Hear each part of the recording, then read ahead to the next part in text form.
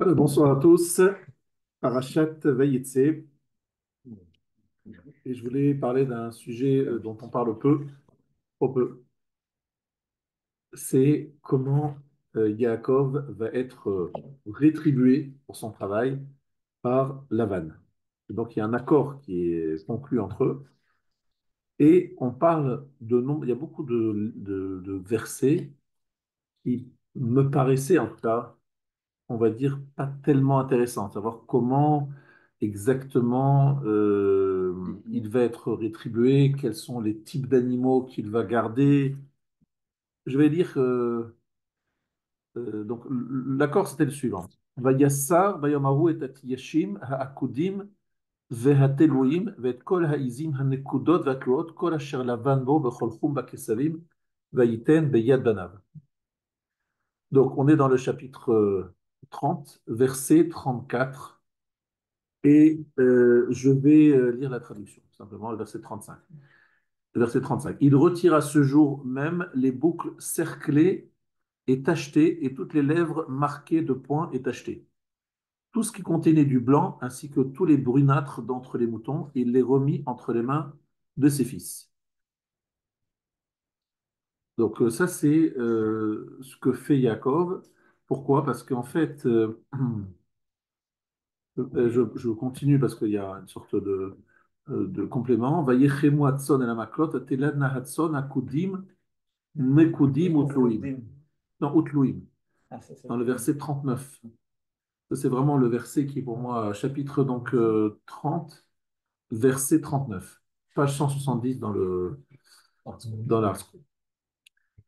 Donc, alors le menu bétail s'échauffait sous l'effet des verges et le menu bétail mit bas des cerclés et marqués de points et détachetés.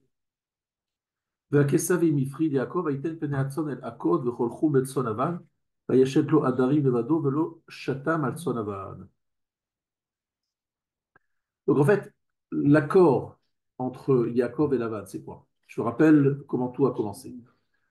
Euh, Tout a commencé par une sorte de déclaration de la part de Yaakov qui dit, bon, ça y est, je vais partir. Shalcheni ve'elcha el mekomi ou le'atsi.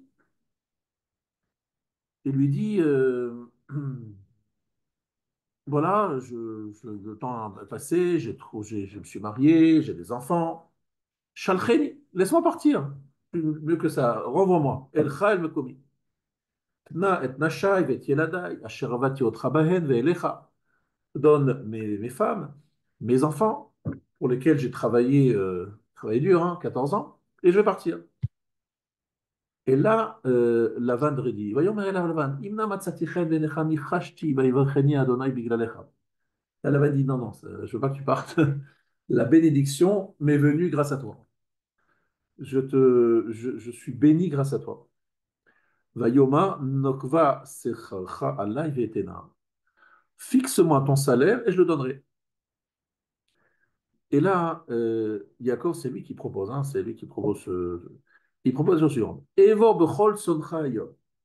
Je vais passer dans tout ton bétail, ton petit bétail, aujourd'hui. Haser Misha, enlève de là-bas, retire de là-bas. Kol se nakod vetalou, bechol se chum bakesavi, vetalou venakod vaizim, veaya sechari. Verset 32.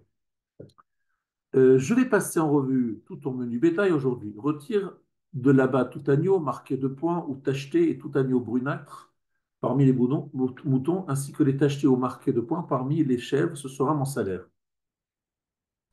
Donc, en fait, Ve'anta b'itzidkati, je vais le voir le dernier verset, 33. Ve'anta b'itzidkati beyom machar, ki tavo al sechari lefanecha, kol asher enenu nakod vetalu baizim vechum bakesavim ganuvu iti. Je traduis dans le verset 33, que mon intégrité témoigne pour moi au jour à venir.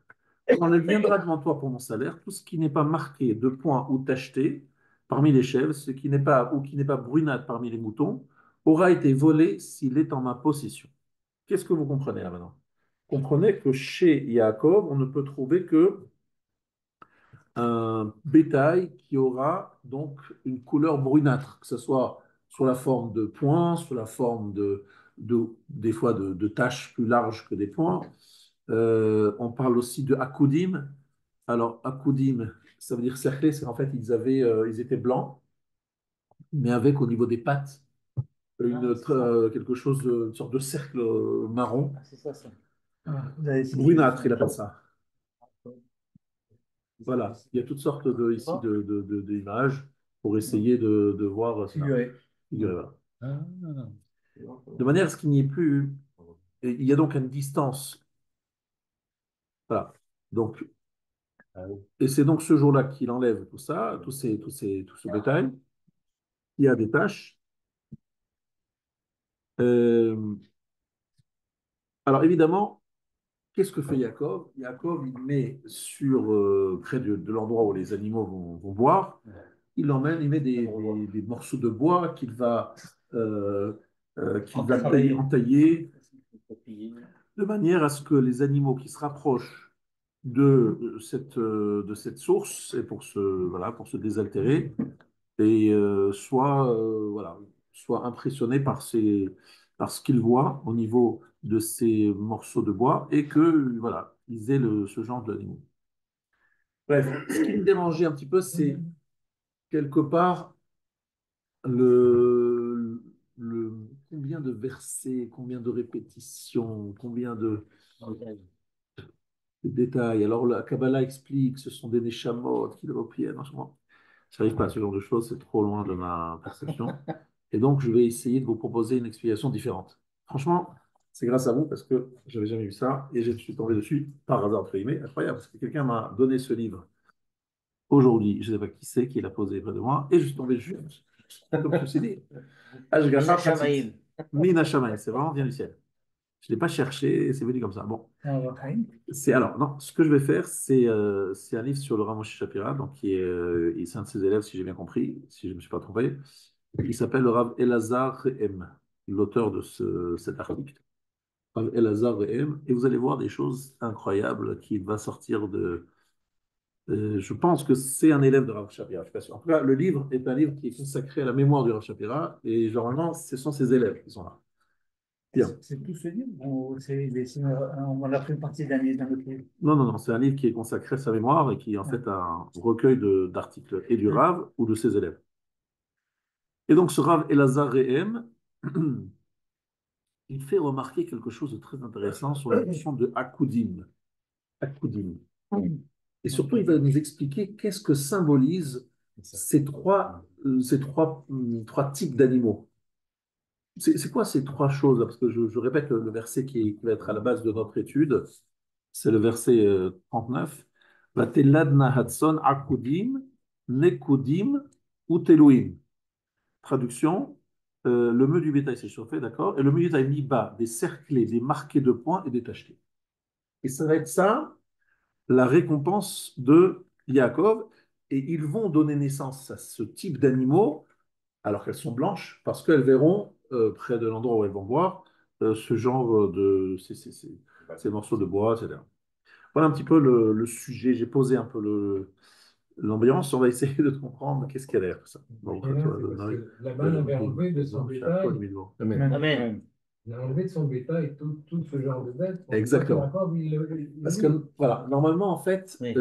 c'est bien de préciser, c'est qu'en fait, c'était impossible d'avoir ce genre d'animaux qui allaient naître dans un bétail où il n'y a que des blancs. C'est tout Oui, en blanc. plus, les vieilles bêtes. Donc, il a fait le montage.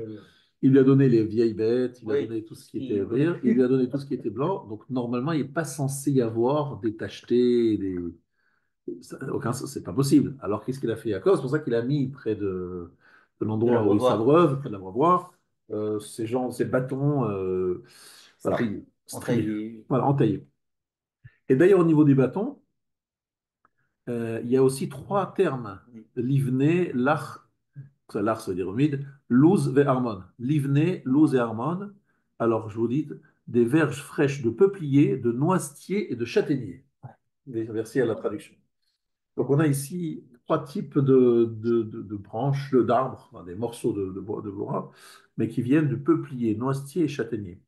Il pratiqua des rayures blanches, dénudant la blancheur des verges. tu Donc, regardes. Yaakov et Sarah. ouais, Sauf à la c'est là. exactement.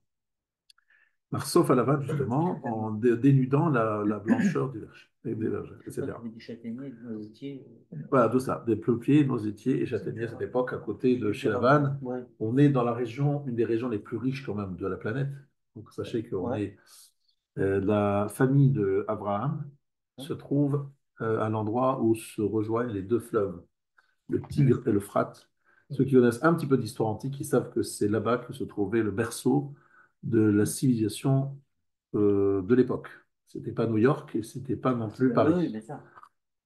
C'était Bassora, la plaine là-bas, la Mésopotamie, et surtout parce que le Tigre et l'Euphrate, ce sont quand même des fleuves. La Gemara dit de ces fleuves qu'ils avaient une eau particulièrement propre à l'époque. D'accord. C'était voilà, c'était des fleuves tout à fait donc, qui apportaient énormément de bien-être à ceux qui habitaient autour de ces fleuves. Et en particulier à l'endroit où ils étaient là-bas, et vous savez qu'ils se séparent à un certain endroit, c'est Bassora. Mais je ne savais pas que les châtaigniers et noisetiers, on en trouvait sous latitude. Ça, je suis étonné. Eh bien, sachez qu'à l'époque, il y avait des choses avant qu'il y ait les problèmes climatiques, le changement climatique, il y avait plein de choses qui se passaient. La chaleur pour les noisettiers, Ouais. en Italie, le Ouais. genre de... C'est pas la Très même bien. chose, le miracle. En tout cas, voilà, on a posé le sujet, le problématique en tout cas. Et puis là, maintenant, on va essayer de pénétrer dans et de suivre le Rabbi Lazare Rehem. Alors, ce qui est intéressant, c'est la notion de commencer. Il veut dire que les trois types d'animaux représentent trois types de juifs. Et on va voir à peu près pourquoi il fait ce lien. Akudim, Nekudim, Kloim. Yesh dirmos beze. Donc, il faut d'abord faire une différence entre ce qui est blanc et ce qui est tacheté. Dès qu'il y a des taches, et dès que c'est blanc. C'est quoi la notion de blanc? Le blanc, c'est, vous savez que le pape est habillé en blanc. Le Kohen Gadol n'était pas habillé en blanc. Non, le Kohen Gadol n'était pas habillé en blanc, seulement le jour de Kippour. Et le jour de Kippour, justement, vous faites, ça tombe bien. Le jour de Kippour, c'est un jour où on vit un petit peu comme des ascètes. Vous êtes d'accord? Et d'ailleurs, c'est pour ça que le pape s'habille en blanc, c'est parce qu'en fait, lui aussi, il est censé vivre d'une vie d'ascète. Il ne se marie pas, il est censé vivre comme un saint. Et il reprend le thème du blanc. Une kala est blanche. C'est vrai que le blanc, ça fait évidemment penser à la pureté, bon, c'est une évidence. Et donc, pour Lavanne, c'est-à-dire Monsieur Blanc, d'ailleurs, il s'appelle lui-même Monsieur Blanc, eh bien, en fait, le non-juif, on ne peut pas parler vraiment de juif à l'époque, hein, on est d'accord. Lavanne, sa perception de ce qui est kadosh, de ce qui est saint, c'est quelque chose qui est totalement, on va dire, uni. C'est-à-dire, on est totalement dans la spiritualité. On n'est pas dans un mélange, Le judaïsme a innové. Les rabbins, ils n'ont pas le droit de ne pas se marier.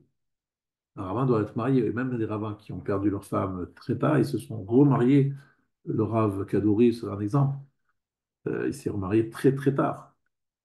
Donc nous, on considère qu'il faut se marier. En plus, on n'a pas le droit de jeûner et de mettre son corps à des rudes épreuves.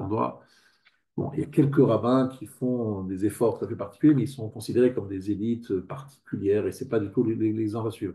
L'exemple à suivre, c'est des gens qui vivent normalement, ils vivent comme des êtres classiques, simplement ils sanctifient la matière. Voilà, c'est ça notre dimension, c'est la Kedusha, c'est la notion, c'est la paracha de Vayetse. La paracha de Vayetse commence par, d'après le Maharal, elle est là pour nous enseigner la dimension de Yaakov. Yaakov, il est Kadosh, et parce qu'il est Kadosh, lorsqu'il se repose et qu'il met les 12 pierres, les pierres se réunissent et se transforment en une pierre. Et toutes elles disent, et le Midrash, j'aimerais bien avoir la tête du tzaddik sur moi.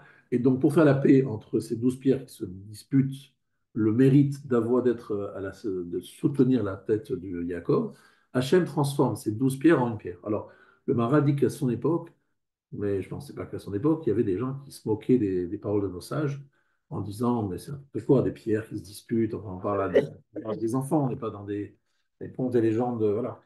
Et donc, il expliquait qu'en fait, derrière cette dispute, ce qu'on voulait dire, c'est la notion de la Kedusha. C'est quoi la Kedusha? C'est-à-dire, en fait, le tzaddik, il peut avoir avec la matérialité une relation qui fait en sorte que cette matérialité se trouve unie. C'est quoi unie? Ça veut dire que ce qui fait que nous, on a l'impression de vivre plusieurs vies. Je suis au travail, monsieur Appel, à la synagogue, un autre monsieur, à la maison, encore un autre monsieur. Ça, c'est pas du tout ce que la Torah trouve comme un idéal. Pour lui, un idéal, c'est que toute notre vie ait une seule et même direction, objectif, c'est-à-dire servir Hachem. Qu'on travaille ou qu'on soit à la maison avec sa femme, avec ses enfants, c'est la même chose. On est toujours en face de Dieu. Shiviti Hashem, l'anegditamid, le chol derachecha da'eu. Vous connaissez tous ces principes que vous avez souvent entendu parler. C'est de réunir tout cela. Pour la vanne, il faut être blanc. Blanc, ça veut dire donner une image d'un éloignement total et sans la moindre charotte et sans échange, sans mélange de la spiritualité la plus totale et la plus unie. Le blanc, c'est tout blanc, il n'y a pas de mélange. Le fait que Yaakov va avoir un bétail avec des taches, grandes taches, petites taches, cerclées, etc., c'est un signe, c'est un symbole du fait que dans le judaïsme, il y a un mélange. Il y a un mélange entre le blanc, qui représente cette spiritualité très élevée, très exigeante, et ce qui est plutôt marron, brunâtre, on dit ici brunâtre, qui représente plutôt la terre qui est brune, qui est marron, etc. Ça s'appelle la couleur de la terre, et qu'en fait, il a des animaux qui mélangent ces deux couleurs, qui associe ces deux choses, la dimension purement spirituelle avec la dimension matérielle. C'est ça la notion de ces animaux tachetés. D'accord? Mais au niveau des taches, il y a des animaux qui ont des grandes taches, il y a des animaux qui ont des petites taches, il y a des animaux qui ont des cercles au niveau des pattes. Et il veut dire que ça correspond à trois types de juifs. Il y a le juif qui a des grosses taches brunes, ça veut dire qu'il passe beaucoup de temps dans sa matérialité. C'est-à-dire, il parle du juif qui part très tôt au travail, qui termine très tard, il a tout juste le Shabbat, ou peut-être le matin à Shacharit, il vole quelques minutes d'études, le soir il arrive épuisé, il va faire Mincha vite et quelques minutes d'études, mais son temps est consacré d'abord à son travail. Ça, c'est une grande masse du peuple juif, et ça, c'est les animaux qui ont des grosses taches. Et puis, il y a ceux qui ont des petites taches, brune dans un corps blanc, mais avec des petites taches brunes. Ça, c'est les Talmidei Chachamim qui ont beaucoup plus de temps, qui s'investissent beaucoup plus dans la spiritualité, mais ils sont aussi dans la bataille, ils travaillent, machin, mais ils ont quand même des temps beaucoup. On pense à Hillel, par exemple. Hillel, on va voir si c'est le cas d'Hillel. Peut-être que Hillel, c'est un cas encore particulier. On va voir ça, il y a une troisième catégorie. En tout cas, le Talmid Chacham, qui passe beaucoup de temps d'études, mais qui a un travail aussi et qui se nourrit et puis, il y a le Rabbi Shimon Bar Yochai et ses copains. Eux, ils sont dans un monde, on va dire, complètement éloigné de ce monde. Ils sont dans l'Olam Haba, dans ce monde, quoi. Ils sont dans une grotte, en train de manger de la caroube. On n'est pas du tout dans un monde matérialisé. Ils ont tout juste un cercle brun au niveau des pattes. Ils ont toujours un petit lien avec ce monde, quoi. Ils sont un peu attachés au monde, mais c'est ténu, c'est au niveau des pattes, c'est tout en bas. Ils sont, oui, il faut bien que je suis encore dans ce monde, je ne suis pas dans l'Olam Haba. On est bien d'accord qu'un Rishon Bar Yochai, la Gemara dit tout de suite que lorsqu'il sort de la grotte et qu'il voit ce qu'il voit et qu'il ne comprend pas, les gens travaillent, on lui dit, bon, retourne dans ta grotte, tu ne comprends pas, tu es dans un autre monde. Il faut que tu puisses comprendre que la majorité des gens ne sont pas comme toi. Toi, tu es spécial, tu es exceptionnel, tu ne peux pas l'exiger de tous. Bref, on parle de trois catégories. Une catégorie qui donne à la spiritualité le minimum de temps, parce que voilà, il y a beaucoup de travail. Il y a ceux qui ont quand même beaucoup plus de temps, mais qui associent les deux. Et puis, il y a ceux qui sont complètement dans un monde finalement spirituel avec un toute petite attache matérielle, dont Rabbi Hanina ben Dossar. On dit que Rabbi Hanina ben Dossar, il se suffisait de quelques caroubes, je crois, un cave. Cave, c'est une quantité de volume qui n'est pas énorme, de caroubes de vendredi à vendredi. À part le Shabbat, hein. Enfin, de dimanche Shabbat à vendredi, on va dire comme ça, il mangeait pratiquement rien. Bon, il était un homme, et on dit là-bas que le monde entier était nourri par le mérite de Rabbi Hanina ben Dossa. Le monde entier se nourrissait grâce à un monsieur qui ne mangeait que une petite quantité de caroub de Motzei Shabbat à dimanche, qui était dans une pauvreté absolue et qui c'était un ascète, quoi. Donc on parle de personnalités tout à fait rares. Ça, c'est ce qu'on appelle les akudim. Les Nekudim et les. Donc, je vous ai dit qu'il y a trois sortes. Il y a Akudim, Nekudim et Telouim. Nekudim, c'est des points bruns. Tlouim, ce sont des taches brunes. Et Akudim, ce sont les cercles bruns au niveau des pattes. D'accord? C'est les trois types de juifs. Ceux qui sont comme Rabbi Shimon Bar Yochai, ceux qui sont au milieu et ceux qui sont dans le sens contraire, qui n'ont pratiquement pas de temps pour la Torah. Jugement à Voilà. Benoni, Ah non, alors c'est pas du tout, parce qu'on parle de trois tzadikim, les tous sont des tzadikim, des gens très bien, les trois, et simplement, non, non, justement, c'est pas du tout les bénonymes, c'est pas du tout des Rechaim Chas de Shalom. Ce sont des gens très bien, tous, sauf qu'ils ont une relation avec la matérialité qui est différente, en fonction tout simplement de leur temps, de leur temps. Mais aussi, chez Rabbi Shimon Bar Yochai, une particularité qu'on n'a pas besoin de développer, on pourrait parler aujourd'hui d'un style de Raphaël Kaneski, qui, franchement, c'est pas un monsieur qui peut inspirer les gens. C'est beau, c'est magnifique ce qu'il faisait, mais c'est pas quelque chose de vivable pour la grande, grande majorité des gens. Bon, c'est un style de Rabbi Shimon Bar Yochai. Donc, en tout cas, euh, ça c'est une première introduction à notre chiot. Et là, je vais passer à l'idée de ce Rav, c'est de faire un mélange entre Akeda et Akudim.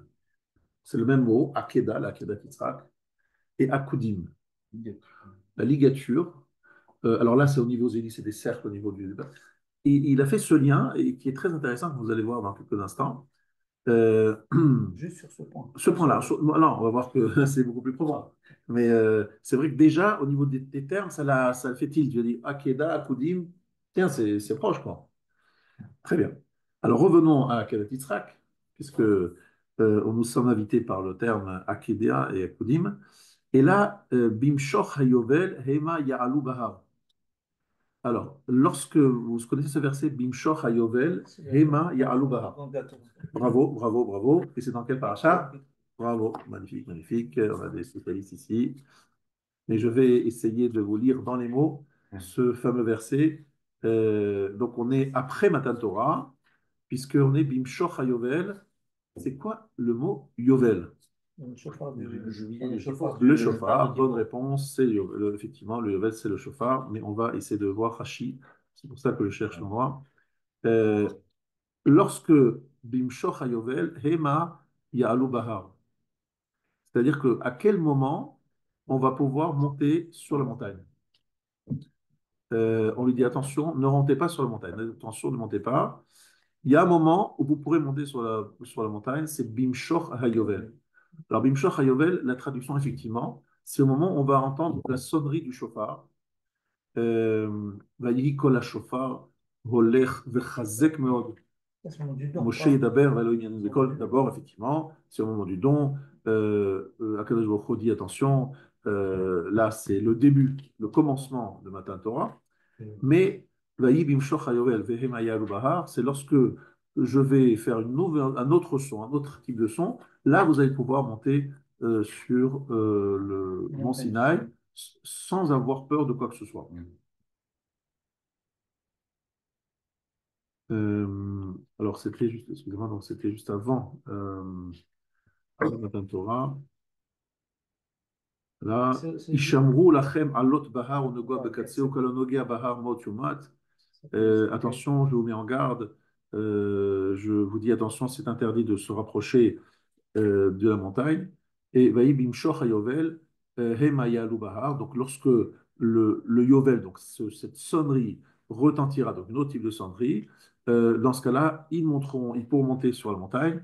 Et là, Michila, donc je redonne ici, dans le Rashi, il dit Yovel hu shofar shel Aïl. C'est le chauffard d'un bélier, le chauffard shel Elo shel Yitzhak Haya. C'est le chauffard de bélier d'Yitzhak. Ça veut dire que le chauffard utilisé pendant Matan Torah, c'était effectivement le chauffard du bélier d'Yitzhak. Velashon zematzino gam bishnat hachamishim miketz sheva shmitot sheba tokim b'shofar. À la fin de 7 shmitot, donc la 50e année, en français, on connaît plutôt Yovel, son nom de jubilé, la 50e année. Alors pourquoi elle s'appelle Yovel al Shem Kach? Parce que cette année-là, on sonnait le chauffard, à Yom Kippour d'ailleurs. À Yom Kippour, on sonnait le chauffard. Comme nous, on sonne C'est aujourd'hui à pour ça. Rosh Hashanah. Ah, c'est pas comme la fin de Kippour, non? Non, non, pas du tout. À Yom Ah, Kippour, c'est gentil, mais c'est pas C'est pour grand-chose. Yovel, c'était c'est une C'est fois pour qu'on très peu, avait très Yovel. peu de Yovel. conneries. Mais les sonneries qu'on sonne, nous, à Rosh Rosh Hashanah. Hashanah, on les sonnait à Kippour de l'année du Yovel, Ah, 50e Il y année. avait les deux choses. Il y a le plat de Rosh Hashanah et le plat de Kippour. Deux choses Exactement. différentes. Il y avait des petites différences entre les deux, exactement. Et attention, on appelle ça le Yovel. Et donc, il y a un lien qu'il y a entre la 50e année et Akedat Yitzhak, Et chauffard Gadol. et le chauffard Gadol de la fin des temps, et le Haïl, donc d'Yitzhak, le bélier d'Yitzhak. Et ça, c'est très intéressant, mais quel rapport avec tout ça? C'est bizarre, ça.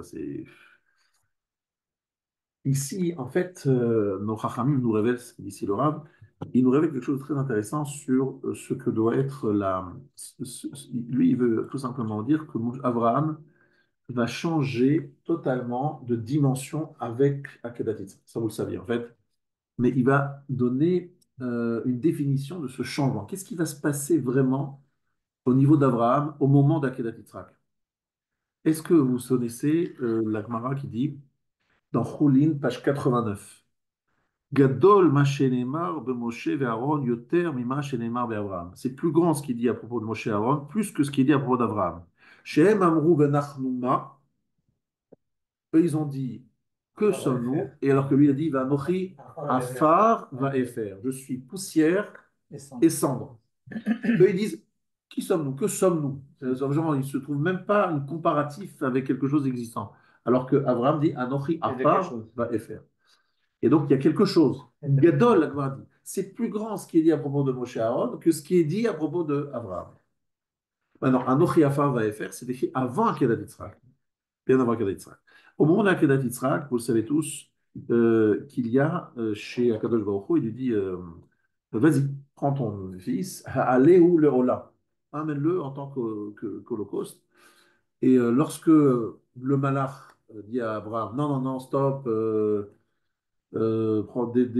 libère ton fils, il ne faut surtout pas que tu l'égorges, à ce moment-là, Abraham limite, tu m'as demandé de. Je ne fais qu'accomplir ta demande, je ne comprends plus, c'est quoi l'histoire? Il lui dit, je t'ai jamais dit de l'égorger. Ve'aleu le'ola. Fais-le littéralement monter comme holocauste. Ça veut dire, tu l'as fait monter sur l'autel, c'est bon. tu l'as attaché, tu es prêt à le. C'est bon, tu as fait ce qu'il fallait. Descends-le. Alors, lui, Évident. tu l'as pas dit shroter est-ce que tu as dit shroter Est-ce que tu lui as dit de l'égorger? Tu n'as pas dit ça, je t'ai jamais dit ça. Donc, je ne me retraite pas. Je ne change pas d'avis. Oui, c'était très risqué. Oh là. Non, alors, c'est pas que c'est risqué, c'est que ça a l'air de se moquer de nous, quoi. Ça veut dire quoi? C'est Abraham Avinu, c'est un jeu de mots, on joue avec les mots. Avec David. On joue avec les mots. Et Avot.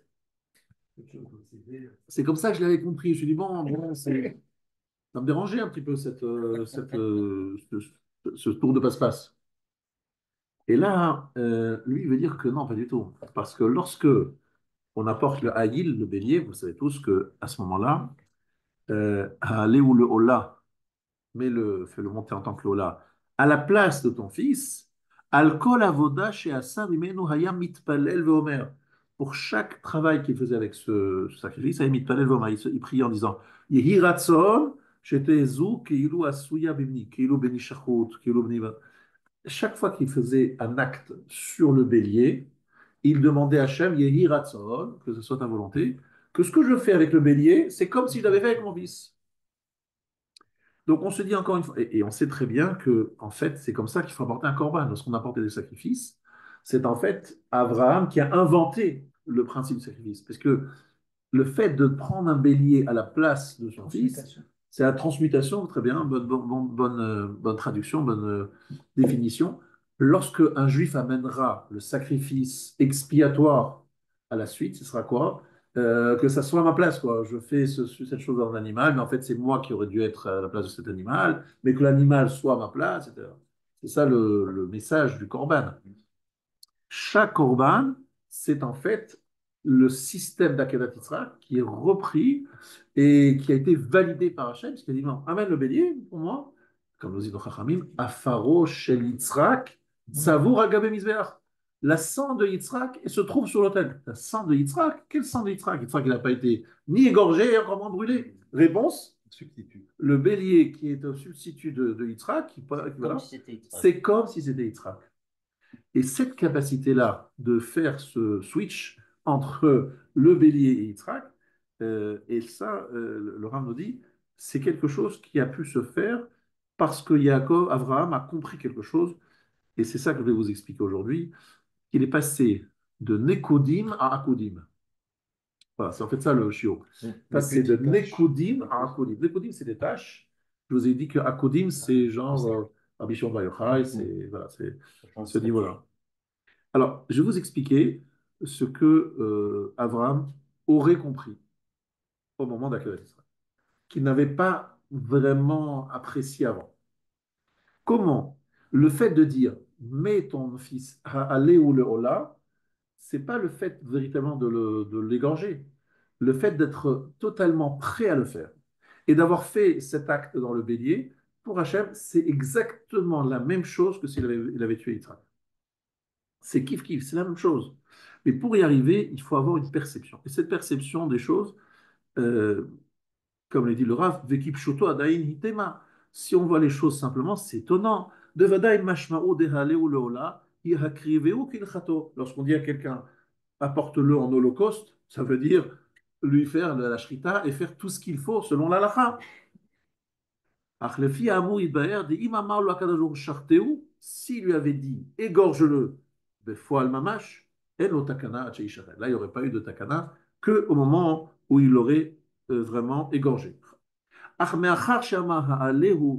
Mais lorsqu'il lui a dit fais-le monter, mashmao,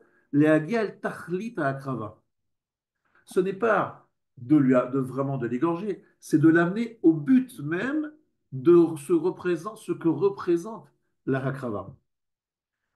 Arcol od, sheochez Avraham bemidat nekudim, amam shichat aochniut min agashmiut, ariadain ader lakriv et Yitzhak, irak le shochato befol mamash.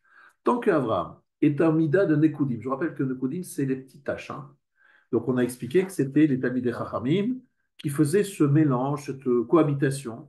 Mais lui, il ajoute un peu plus. Amam shicha et aruchaniut min agashmiut. Donc celles qui prennent la spiritualité de la gashmiut, Adaïn Ader la krivet Yitzhak, Irak le shochato. Il n'y a pas le choix. Il faut absolument l'égorger.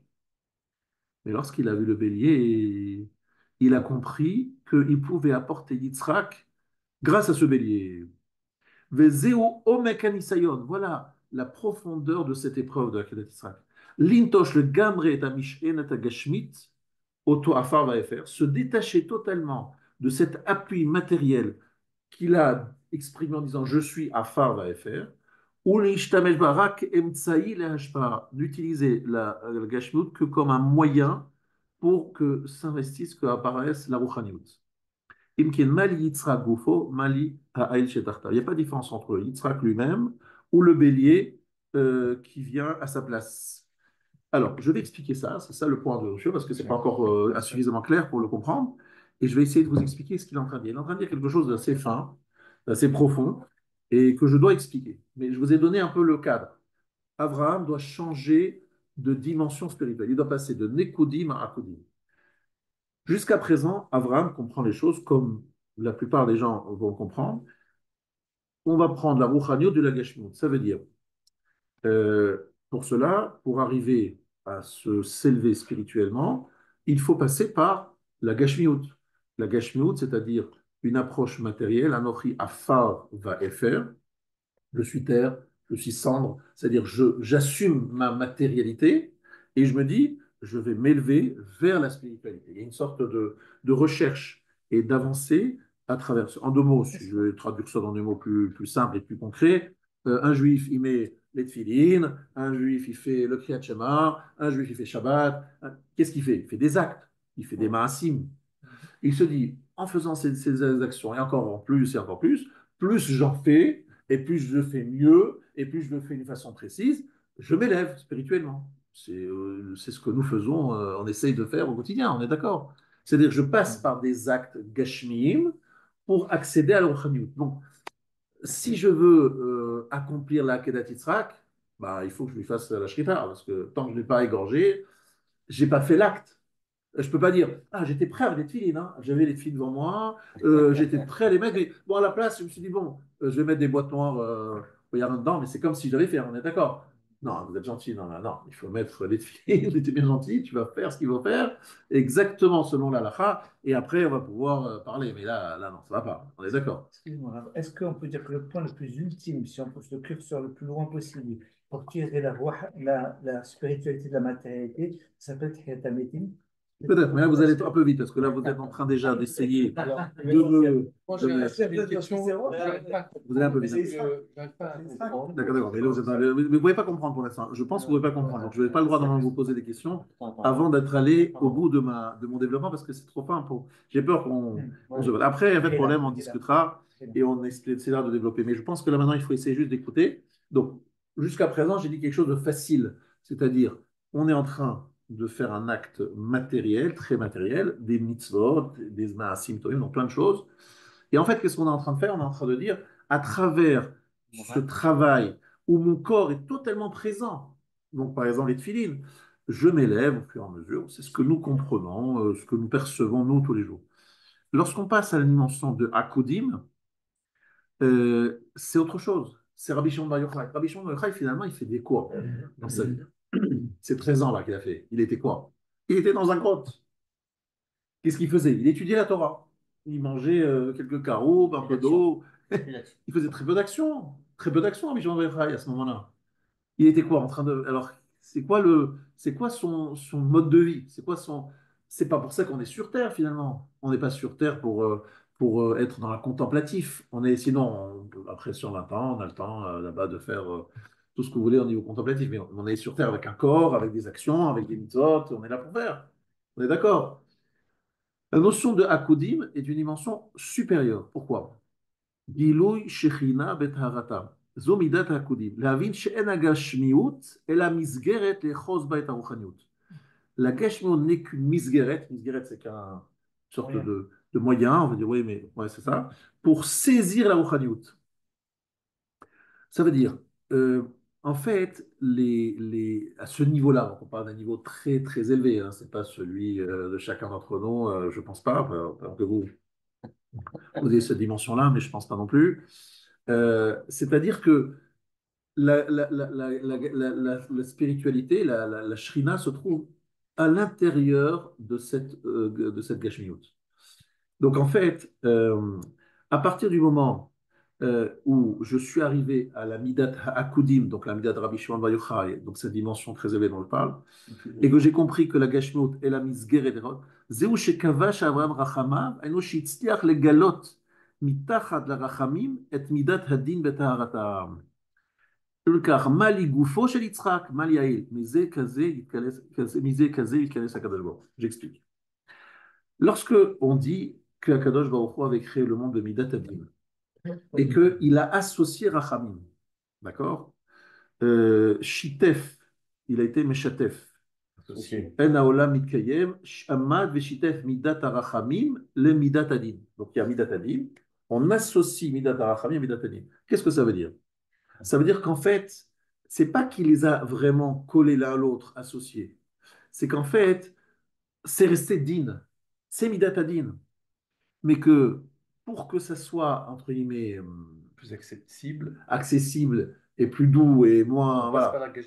On met la gashmot. Mais en fait, on met le rachamim. Mais le rachamim n'est là que pour tout simplement pouvoir accéder au din. C'est une sorte d'emballage. C'est pour, voilà, c'est un peu comme si voilà, j'ai un principe actif ouais, on parle maintenant en langage de la santé et des médicaments. J'ai un principe actif qui doit guérir mon corps. Et pour pouvoir l'avaler, on me met dans une gélule, on me le met avec un peu dans un sirop pour que Ça le rend accessible. ça le rend accessible. Mais le but, c'est d'avaler le principe actif. On est tous d'accord. Akadosh Baruch Hu dit, moi je veux créer ce monde pour dévoiler la Midat Hadin. Parce que moi, mon but, c'est le din. C'est le but. Je sais que c'est quoi le din? Le din, c'est pas toujours ce qui est mauvais, méchant, c'est pas dans ce sens-là. Juste, C'est la justice. la justice, la vérité, une certaine exigence. Je suis là, on est là sur Terre pour une mission, quoi. On est là pour remplir une mission. Donc, à la fin des temps, à la fin de notre vie, on va revenir, on va demander, bon, on va faire le bilan. Vous avez fait le boulot De quel boulot vous parlez, monsieur? Quel boulot vous parlez? Mais non, j'ai créé le monde sur Midatani. Tu es venu sur Terre pour une mission. C'est comme si quelqu'un il était envoyé à Téhéran pour assassiner El Khamenei, notre Khamenei, là. Bezrat Hashem. Voilà. Et il revient, il dit bon, bah, c'était sympa mon voyage à Téhéran. J'étais dans les gros hôtels, j'ai visité, etc. Mais tu étais en mission, c'était pour te débarrasser. Tu as fait quelque chose, tu as essayé au moins. Ben non, j'ai rien fait. Mais pourquoi tu étais en mission? L'État d'Israël te paye pour être espion et faire une mission. T'as rien fait. Akadosh Baruch Hu il nous a donné en fait un rôle, une mission qu'on appelle din. C'est-à-dire seulement si elle est dans sa pureté totale, elle est très difficile inaccessible, difficile à supporter, extrême, trop exigeante. Donc on a dilué un peu, on a mis un bel emballage pour que ce soit gérable, d'accord? Et le bel emballage, c'est la nature. Voilà, alors, Abraham, il a été, il a littéralement maîtrisé ses rachamim, il avait énormément de rachamim pour son fils, et il a voulu révéler la Midat Hadin, ce qu'il a voulu dire, Akadosh Baruch Hu m'a demandé d'égorger mon fils. Akadosh Baruch Hu m'a demandé de le monter en tant que Ola. Donc, qu'est-ce qu'il est en train de dévoiler? Il est en train de dévoiler la Shekhinah dans sa pureté, c'est-à-dire quoi? Ça veut dire la Midatadine, elle est là. Même si moi, je suis Avraham Midata Rachamim, mais mon but à moi, c'est de révéler ce qui est le din. Seulement le din, je le mets avec énormément de Rachamim, de Chesed, tout ce que vous voulez. Mais le but, pourquoi? Pourquoi le din? Je vais vous donner un exemple très concret de la vie de bien lorsque les choses sont claires. Donc, vous avez un fils et vous le mettez à l'école. Donc vous le mettez au GAD, puis après vous le mettez en primaire, puis après en secondaire, puis après à l'université. Pourquoi vous faites ce cursus-là? Parce qu'en fait, vous voulez que votre fils soit construit, qu'il puisse être demain un médecin, avocat, ingénieur, d'accord? Je pense que ça va au hasard les trois. Et donc vous avez un cursus. Tu as oublié le Shpatas. Ouais, non, ça c'est fini, c'est plus d'actualité. Donc il y a une sorte de cursus. Il faut bien réussir ces différentes étapes. Et donc, à l'après, à l'université, on lui donne un diplôme. Et ce jour-là, vous dites, ah, voilà, j'ai réussi mon éducation. Mon fils, il va avoir un poste très important. Il va être un ingénieur, il va être machin. Il a réussi. Mais toute cette période, ça va être une période d'exigence. Il va falloir le lever le matin, il va falloir le secouer parce qu'il est motivé. Il va falloir il a des examens, il a des notes, il a des conseils de classe, il y a des conseils de discipline, des fois malheureusement aussi. Donc, qu'est-ce qu'il dit, votre fils? Il dit, mais papa, tu fais que me demander, exiger, et me fliquer, et me demander. Franchement, un peu de détente, j'ai envie. Mais mon fils, ce digne que tu vois, c'est pour ton bien, quoi. Je suis en train de te mettre, te construire, parce que demain, tu seras un monsieur qui me remettra le dossier là. Il y a des gens qui n'ont aucune formation, c'est pas des businessmen dans l'âme, ils n'ont pas de travail, ils n'ont pas de parnassa. Moi, je t'ai construit. Alors c'est vrai, c'est pénible, mais c'est pour ton bien, on est d'accord. Ce din-là, il est rachamim en fait. C'est un rachamim total, c'est pour ton bien. Il t'exige, etc. Et en fait, lorsque il y a Abraham, il met son fils en tant que Ola, qu'est-ce qu'il a dit? Voilà, moi je suis Midata Chesed, mon fils il représente Midata Din, j'ai ligoté Midata Din, et après je descends Midata Din.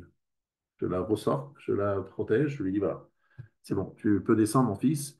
On a tous compris que finalement le Rachamim était là que pour accompagner, pas pour faire disparaître le din. J'ai pas tué le din, j'ai pas égorgé mon fils. J'ai simplement ligoté, c'est-à-dire que j'ai simplement placé à sa place, j'ai enveloppé, j'ai fait ce qu'il fallait.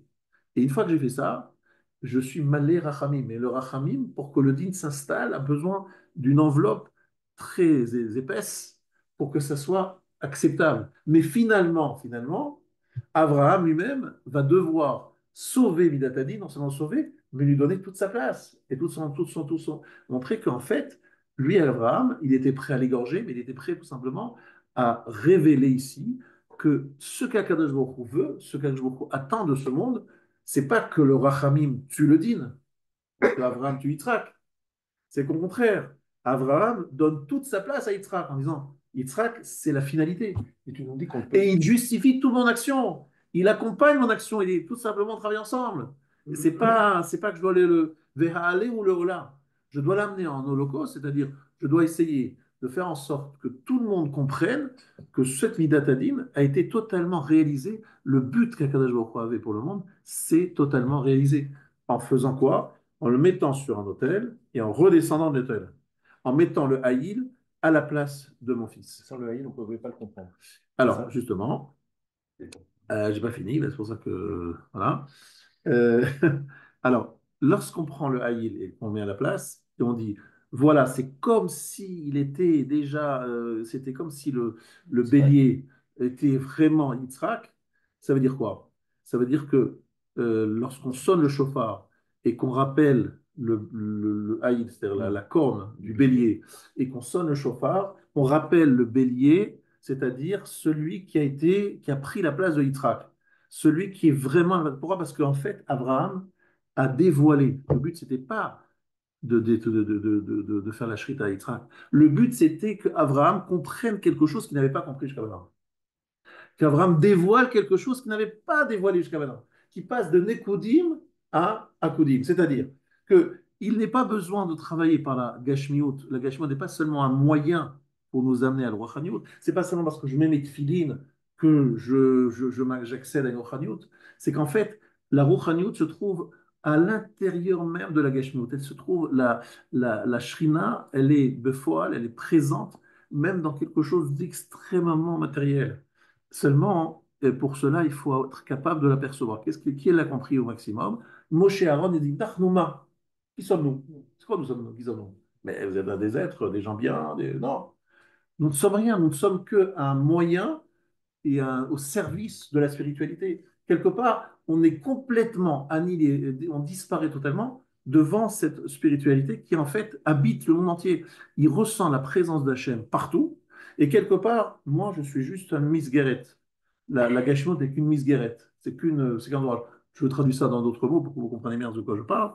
Ça veut dire qu'en fait, la, la, la, la volonté d'Akadosh Baruch Hu, c'est qu'en fait, on arrive à transformer une approche matérielle de l'homme, c'est-à-dire je fais telle mitzvah, je m'élève, je fais telle chose, je m'élève.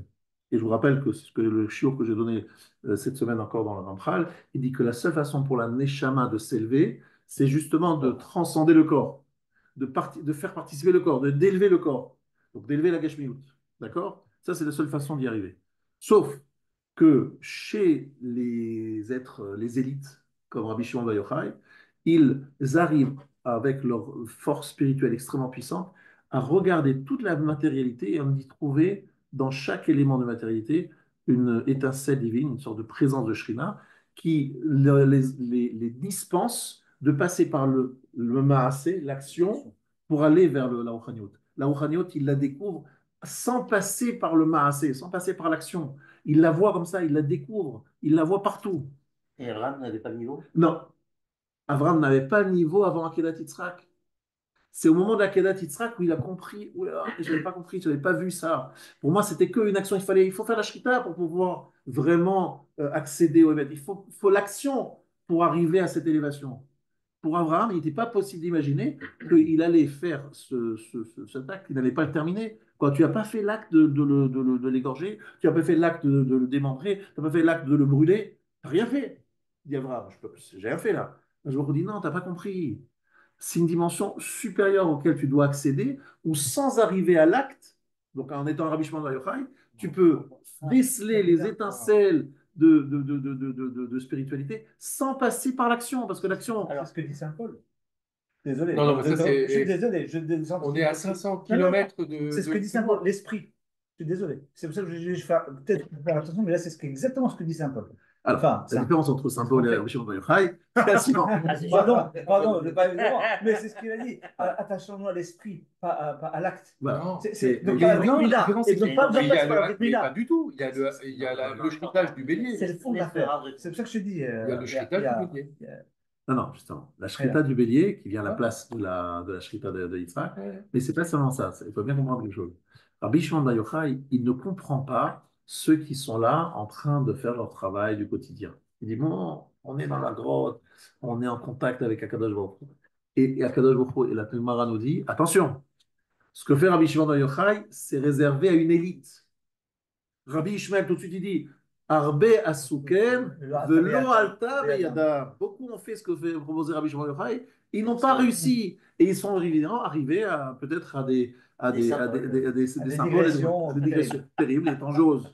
Parce qu'en fait, quelque part, le fait que l'homme soit tout le temps en train d'agir, de faire des maasim, des actions, le protège et lui permet d'accéder, la grande majorité des gens ont besoin d'action, même dans le travail. Lorsque vous êtes dans le travail, il n'y a pas que le fait de gagner de l'argent, il n'y a pas le fait d'avoir besoin de gagner votre risque. Quelque part, lorsque vous allez au travail, vous avez toutes sortes de situations. Encore, j'étais dans un bureau quand c'était hier.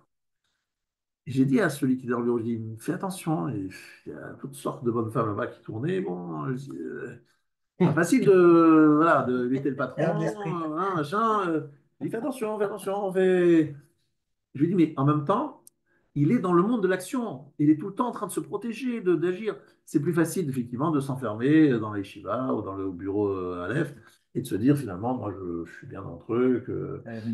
Voilà, c'est assez facile. Mais dans le monde de l'action, comme Esav nous a imposé, parce qu'Esav a dû démissionner, il n'a pas réussi son rôle. Donc, c'est Yaakov qui a dû assumer le rôle d'Esav. Regardez comment Yaakov, dans la paracha, c'est pour ça que j'en parle maintenant.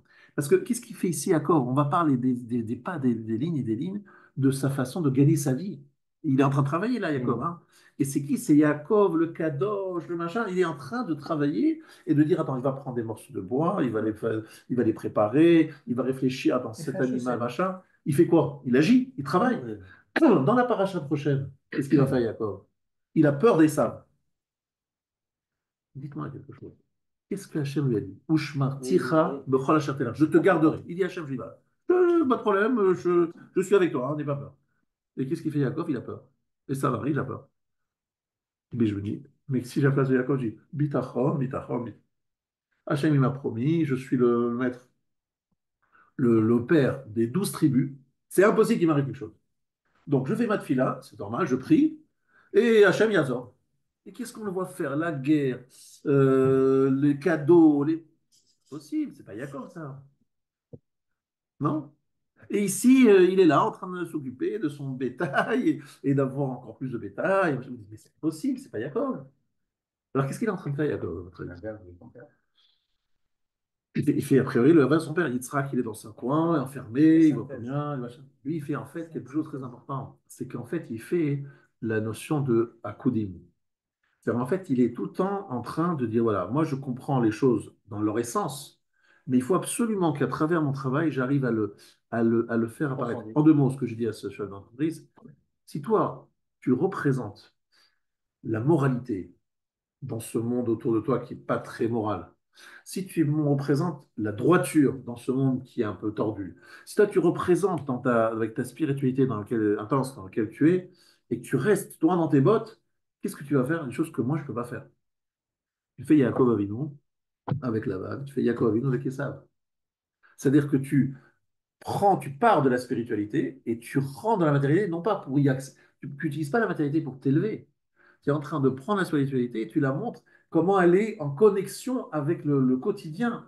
Comment en t'occupant d'un petit bétail, d'un gros bétail, je ne sais quoi, tu es en train de faire akudim. Tu es dans un monde tellement immatériel, quelque part, élevé, et tu es là en train de.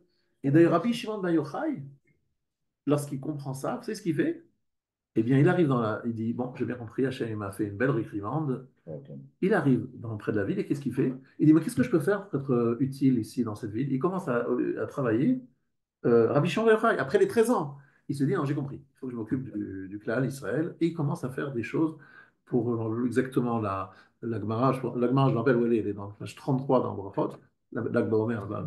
Et vous avez là-bas un détail de ce que Rabbi Shimon Bar Yochai, il s'impose des actes concrets pour le bien des gens, je crois que c'était, moi je ne me rappelle plus exactement, je n'ai pas envie de dire des bêtises, et il est en train de faire ça. Mais tu viens de la montagne, de ta grotte, tu es dans la Kabbalah, dans le Zohar, et tout d'un coup tu te dis non, ça va. Là, il faut absolument que je agisse. Pratique. Il faut que je me mette en pratique. Vous avez compris ce qu'il va Donc, lui faire? aussi, il comprend finalement. Il comprend. Complexion Rabbi Shimon Bar théologique. Yochai, il se comprend qu'il doit être akod. Akod, ça veut dire en fait akeda. Il faut qu'il y ait un lien avec Il faut qu'il y ait la matérialité. absolument C'est- que ça, que ça, que, Il que était ça, complètement que sa déconnecté, en fait. spiritualité, il Il a arrive. son lien. Alors, mais vous avez compris comment c'est? Il a fait une parenthèse de 13 ans dans laquelle il est monté dans les cieux. Pardon. Il n'y avait même plus les accoudis. La scène. Hein. Après les 13 ans, il se dit je redescends pour justement retrouver le lien dans le monde matériel. Parce que sinon, c'est pas la peine que je reste dans cette C'est terre. ça, c'est ça. À quoi ça sert? J'ai qu'à partir là-haut, on est bien là-haut. Eliyahu Hanavi, il a dit ça. Eliyahu Hanavi, il a dit j'en peux plus, je démissionne. C'est rare, un prophète qui démissionne.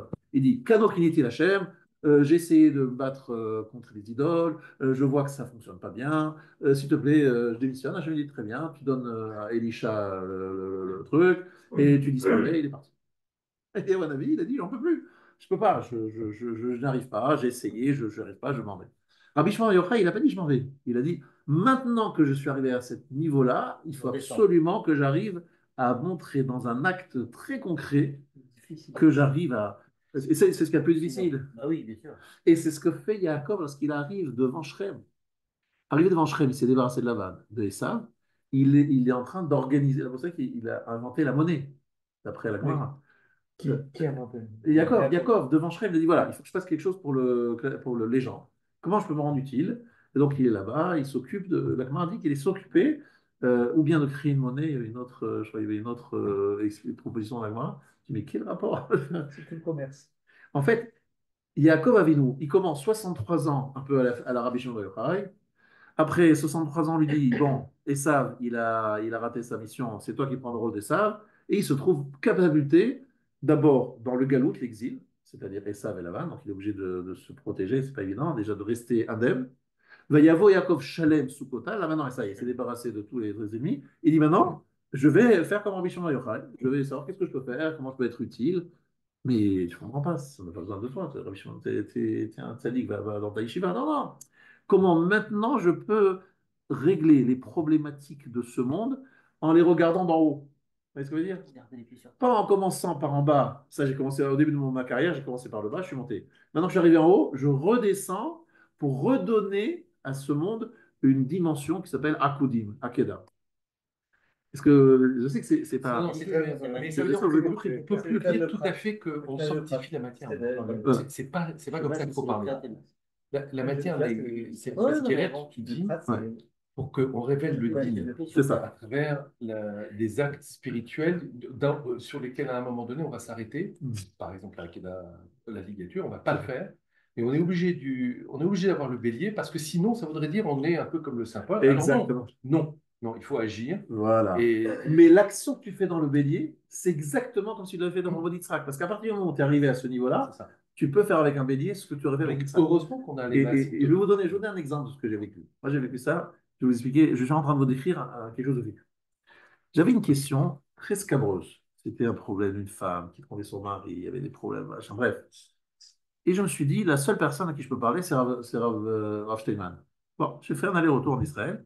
Et lorsque je suis allé devant lui, j'ai dit, mais je suis fou, quoi, là. Je suis en train de parler à un type qui en a 7.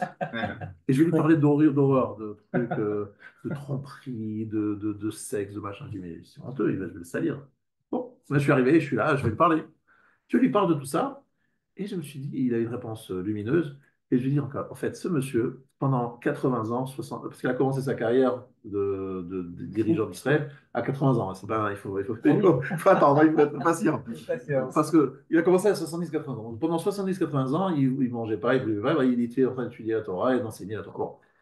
Et donc, à ce moment-là, j'arrive et je me dis, mais comment ça se fait que ce monsieur qui est dans des sphères incroyables, il me donne des solutions dans des situations, franchement, et en fait, parce que la Torah, d'abord, elle nous parle de toutes ces situations, sauf qu'elle les regarde telles que, d'une façon, d'un niveau d'en haut. Tu vois, il regarde d'en haut. Et d'en haut, il me disait, mais ça, c'est le kavod, ça, c'est du ceci. Ça. Il décelait, il démasquait toute la noirceur et toute la trame noire qu'il y avait derrière tous ces actes. Et en donnant les noms et en définissant, la chose devenait une clarté. Je me dis, c'est incroyable, cette lumière qui vient d'en haut, de quelqu'un qui finalement est parti pendant des années dans des sphères supérieures et qui, en redescendant, il éclaire les gens. Comme le Chazon Ish. Chazon Ish, pendant 55 ans, il était inconnu.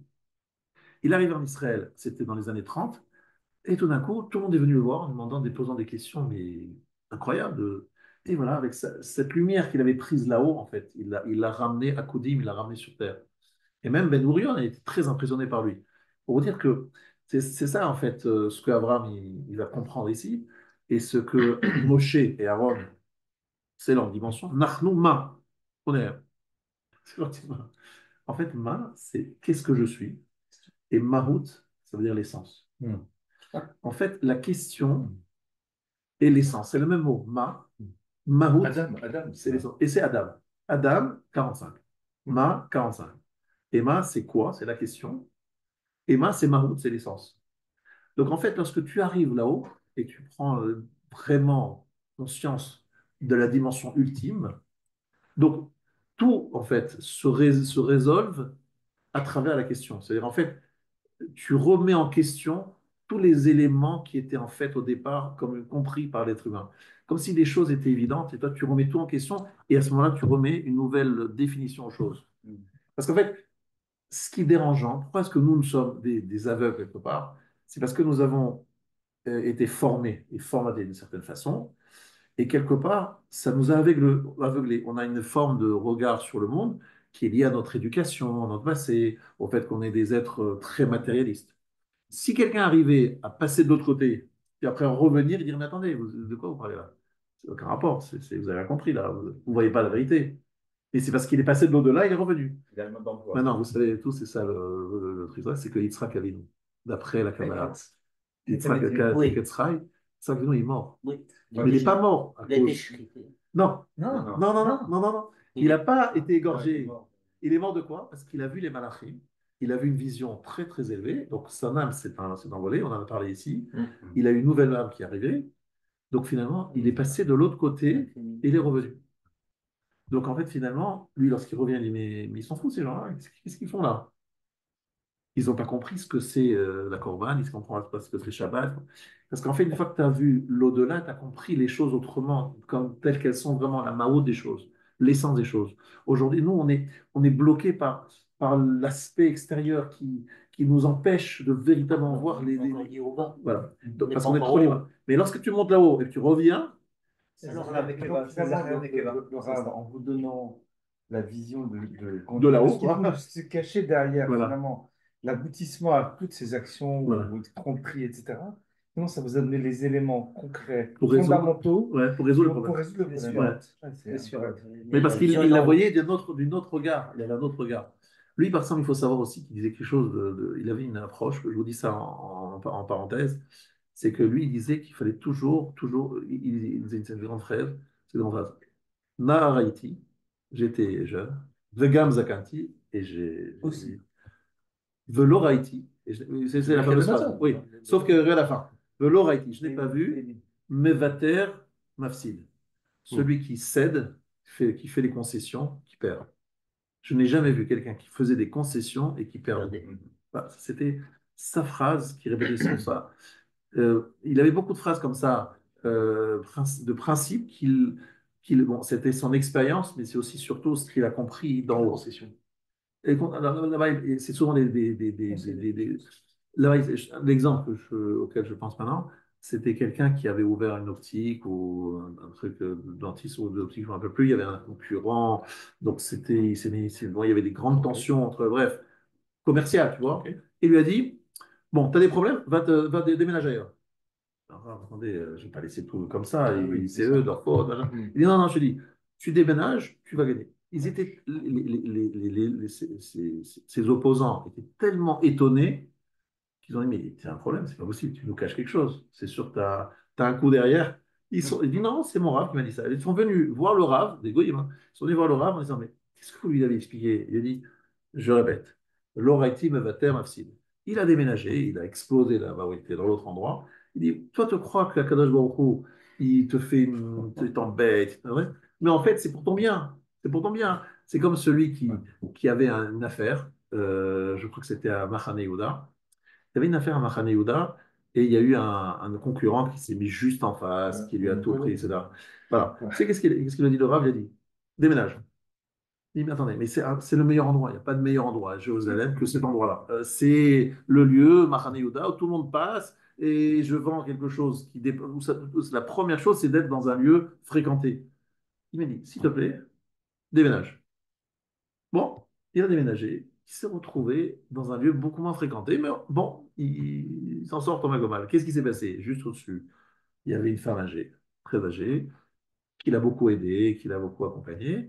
Finalement, elle lui a fait un héritage de 3 millions de dollars, je crois, c'est 5 millions. Et bon, il s'est retrouvé avec un. Hachem, il voulait te donner ces 3 millions, 5 millions.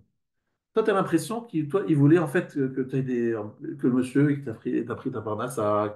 En fait, tout simplement, Hachem, il voulait que tu déménages pour se rapprocher de cette femme, Et pour c'était la recevoir les 5 millions. concession. Accepter de. En fait, mais la concession t'a rapporté beaucoup. En fait, toi, tu vois les choses avec des lunettes humaines, mais lorsque tu vois les choses par en haut, tu dis, mais finalement, peut-être que c'est pour le bien, finalement, cette histoire. Finalement, c'est pour ça. Hachem, il m'a amené ici pour quelque chose de bien meilleur pour moi. Il veut me rendre un cadeau et moi, je ne veux pas l'accepter. Il me dit, déménage. Mais pourquoi déménager? Parce que je veux t'amener là-bas, parce qu'il y a une femme qui doit te donner 3 millions de dollars. Tu ne veux pas les prendre, les 3 millions de dollars? Prends-les. Mais c'est une autre façon de voir les choses, vous voyez dire.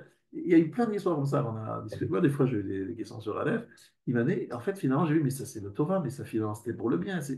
C'est comme quelqu'un qui vient d'en haut et qui te dit, mais t'as pas compris. C'est pour ton bien. T'as pas compris ce qui se passe, en fait, avec toi. Le GPS là. Voilà. Mais ça, il faut être d'en haut, regarder les choses d'en haut, pas d'en bas. Donc, c'est comme ça que j'ai compris ce mamar-là. C'est là où on dit qu'il y a une Alors, limite après, à l'action, c'est ça que vous dites? Abraham Avinu qui s'arrête à la Hakeda, en fait, il a l'impression que la seule façon pour lui de servir Hachem, c'est de faire la shrita de son fils, et Hachem de faire l'action, et on lui dit non, non, non, il y a T'as jamais plus que dit ça. c'est ça. Il y a un niveau qui est au-dessus de l'action.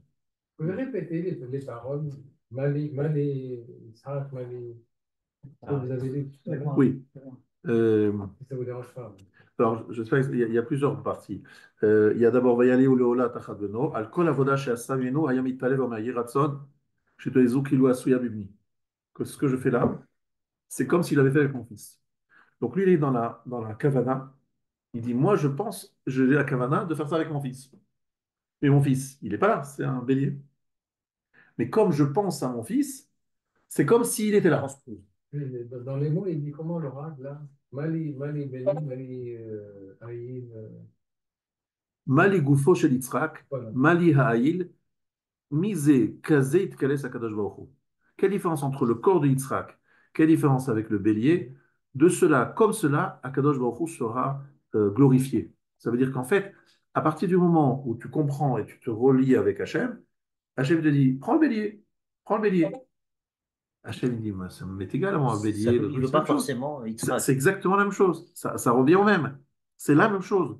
Il y avait quand même une concession. Et c'est pas le fils qui meurt, c'est le bélier. Ouais, Quand même. la même chose, Oui, ouais. mais à ce C'est la niveau-là, on n'a vision de plus l'homme, c'est pas la besoin. vision On de n'a en plus haut. besoin. On n'a plus J'ai besoin. compris, j'ai compris, mais C'est la phrase clé, quoi. Pour nous, c'est pas pareil, mais Hein? pour Hachem, ah oui, c'est pour une Hachem, c'est vision. pareil. Et on est à son service, c'est ça l'idée. C'est ça, bien C'est sûr. ça que Après, le il message. continue, il dit qu'en fait, c'est ça la dimension des 3 sets. Il y a 3 sets qui correspondent à Akudim, Nekudim, etc. Je vous le dis tout de suite pour terminer. Euh, Avant le Yovel, vous avez 7 années pour arriver à la Shemitah. 7 années pour arriver à la Shemitah. 6 plus 1, la 7e année, c'est la Shemitah. Puis après, vous avez 7 fois 7 ans, Non, d'accord? plus un an. Et ça, c'est les 40, ça, c'est la dimension du Tamid Racham. Et l'Yovel, c'est Akudim. Ça veut dire que vous avez 7 années, puis après 7 fois 7, puis après la 50e. Donc, ce qu'on appelle Akudim, etc. Il dit ça aussi à propos des différentes fêtes. Il dit qu'il y a 3 fêtes. Il y a Sukkot, il y a Pessah et il y a Shavuot. Et évidemment, là, il va nous dire la chose suivante. Sukkot, Shiva Yamim, d'accord, il mange, il boit, etc. Pessah, on mange que la matzah, d'accord. Et après arrive Shavuot, Tkiat Yovel, là, c'est la dimension ultime. En fait, il y a 3 dimensions qui se superposent chaque fois, d'accord. Bon, je pense que je vais Alors, m'arrêter là, mais la réaction de la- Sarah Imenu. Alors, une seconde, Jean. Alors, je relis au début du shiur et je termine là-dessus. J'ai commencé le shiur en vous demandant pourquoi avoir autant de détails à propos de Yitzhak. Donc, j'ai expliqué que c'est des allusions. Lorsque le goy considère que si on n'est pas blanc, c'est-à-dire si on n'est pas totalement spirituel, ça ne marche pas. Et nous, au contraire, on dit que c'est le contraire. Il faut que ça soit choumi, il faut qu'il y ait un peu de brun et qui fait penser à la terre dans le blanc. Il ne faut pas que ce soit totalement blanc. Maintenant, comment y arriver? Alors, effectivement, il y a les Nekudim et les Akudim. Nekudim, c'est la dimension d'Abraham avant Akedat Yitzhak. Akudim, c'est la dimension d'Abraham après Akedat Yitzhak. Et là, cette dimension-là, j'essaie de vous l'expliquer. J'espère que j'ai été assez clair, mais je pense que c'est un sujet qui est particulièrement. Mais il faut connaître une phrase quand même, c'est ça. Mais j'ai une photocopie. Je ferai une photocopie. Une trace de quoi? À Koudim, il y a une trace au cours des C'est ça. Ah oui, oui.